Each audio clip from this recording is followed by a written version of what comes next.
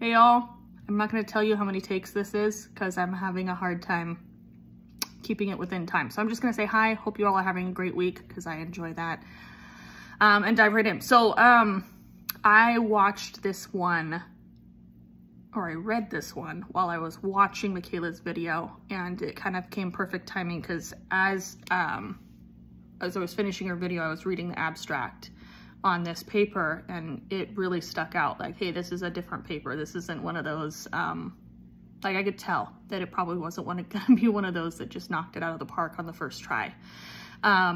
Hoping for this person that after feedback and revision, it turned out great. But yeah, it was just really evident, just even in the abstract, that this maybe wasn't gonna be a paper that was gonna capture me. But I'm gonna spend most of my time talking about the concrete experience section. Part of that section, I mean, there was some editing issues. I don't know, it just really caught me off guard to see somebody use numbers instead of spelling out ages, to use symbols instead of saying and. So just little things like that, as a reader, it just sticks out. So those like small editing things, but the big overall thing that stuck out to me is, as you know, most of you know, I'm a manager, so I read a lot of resumes, and that's how this concrete experience read to me. It read like a resume. I know a lot about that surface information, but I don't know a lot about what the story this person was actually trying to provide to me. It just almost seemed like the factual non-emotion part of writing a concrete experience really caught this person off guard. You could see that there was struggle in being able to keep that surface, even in the first paragraph on page 3. You know, it talked a little bit about that preliminary job is, I think it was 14, and then moved into saying, I like this position a lot more. It was cleaner and more sanitary. So you could see kind of an editorial piece to say, hey, I'm gonna tell you what I thought and what I felt about this. But yet, as the story, or the couple of pages read on, I didn't get a story. I didn't get what this person's experience was. I wasn't getting ideas about what this person went through, even without emotion. The story wasn't something that just really gripped me because it was so, like I said, it's like a resume. It was something where you read it and you're getting kind of like the, hey, I worked this job. This is kind of what that job's about. Hey, I worked at this store. It's kind of what this store is about. And it's not something that, there's just so much more that I felt that could have been done. And then even going into, I think I learned more about Carleton as a city versus learning about this person's story.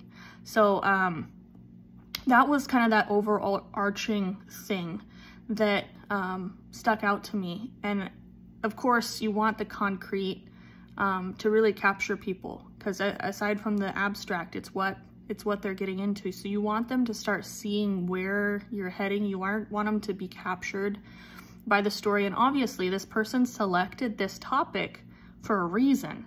I just didn't get that reason out of, why was this job and taking over this company and becoming the position that he became, why was it something that really mattered to a point that you would write about it for a college essay? Also, it just really was hard to feed into what the experience might be. The experience just seemed surface. It didn't get deep into things that this person probably really, really learned.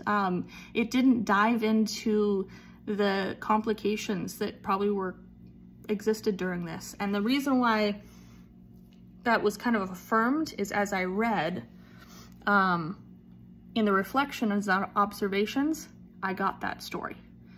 Instead of it being so factual about the companies, about his resume of jobs and how he progressed through those, I really saw this story and what was learned. So if I was Michaela, I would say something about being nuanced, mostly because that's a lot of the comments I get.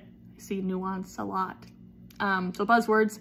And then my advice just overall in this entire section would be, instead of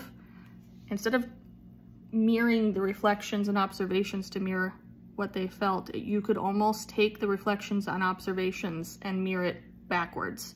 And if he did that, I would have understood us so much more and really been captured. So that's what I would say, is take the reflections and observations and really give me that story instead of having it be a completely different story. Hope you all have a great day. Looking forward to hear your thoughts. Bye.